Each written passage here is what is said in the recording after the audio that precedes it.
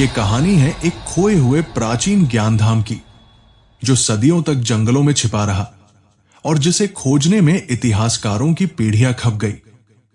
ये है ओडिशा पुष्पगिरी बौद्ध महाविहार की रोमांचक गाथा।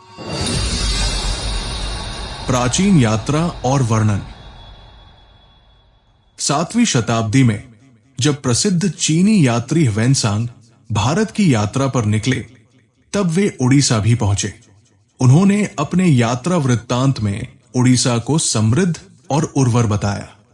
यहां के लोग बौद्ध धर्म के अनुयायी थे और राज्य में 100 से अधिक बौद्ध संघाराम मठ थे, जहां 10,000 से अधिक भिक्षु निवास करते थे।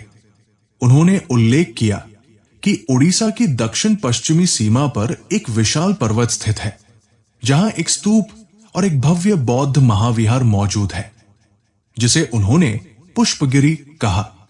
एक खोए हुए इतिहास की तलाश। ह्वेनसांग के इस विवरण के आधार पर इतिहासकारों ने सदियों तक पुष्पगिरी की खोज की। ब्रिटिश पुरातत्वविद कनिंघम से लेकर भारतीय इतिहासकारों तक सभी ने अपनी अपनी परिकल्पनाएं प्रस्तुत की। रामप्रसाद चंदा ने इसे उदयगिरी या ललितगिरी मान लिया, जबकि किसी पाणिग्रही ने उदयगिरी, ललितगिरी और रत्नागिरी के पूरे समूह को पुष्पगिरी बताया। लेकिन सच अब भी छुपा था। एक अनजाने दस्तावेज का महत्व। 1766 में ईस्ट इंडिया कंपनी के सैन्य अधिकारी टी.एस. मोटे ने ओडिशा के जाजपुर जिले की लंगुडी पहाड़ियों का दस्तावेजीकरण किया। उन्हें क्या पता था कि उनके द्वारा दर्ज किए गए ये अवशेष ही महान पुष्पगिरी महाविहार है। खोज की पहली झलक। 1950 के दशक में स्थानीय ग्रामीणों ने जंगली जानवरों के डर से लंगुडी पहाड़ियों के जंगलों को काटना शुरू किया। जैसे जैसे पेड़ कटे, वैसे वैसे पुरातात्विक अवशेष उभरने लगे। अनजान ग्रामीणों ने इन्हें श्रद्धा से पंच पांडव और सुनिया वेदी नाम दे दिए, ये जाने बिना कि वे इतिहास के एक खोए हुए अध्याय के सामने खड़े थे। सच्चाई सामने आती है। 1990 के दशक में भारतीय पुरातत्वविदों ने इन पहाड़ियों पर शोध शुरू किया। 1996 से 2006 तक पूरे 10 वर्षों तक खुदाई चली। धीरे धीरे धूल में दबी महान विरासत प्रकट होने लगी। एक विशाल टीला दरअसल 20 मीटर व्यास का ईंटों से बना स्तूप निकला। इस स्तूप से एक छत्र मिला जो मौर्य काल का प्रतीत हुआ।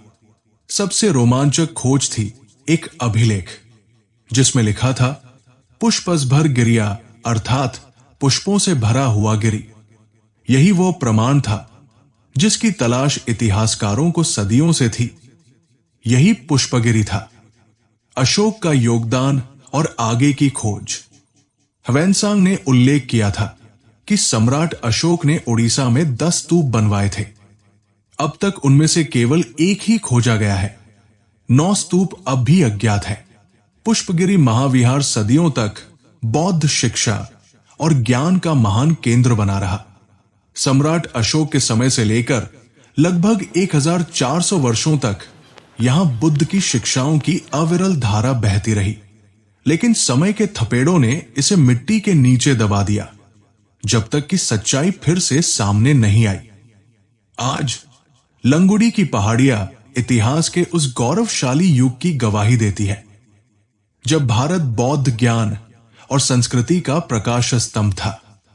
लेकिन यह कहानी यही खत्म नहीं होती, क्योंकि उन शेष 9 स्तूपों की खोज अब भी बाकी है।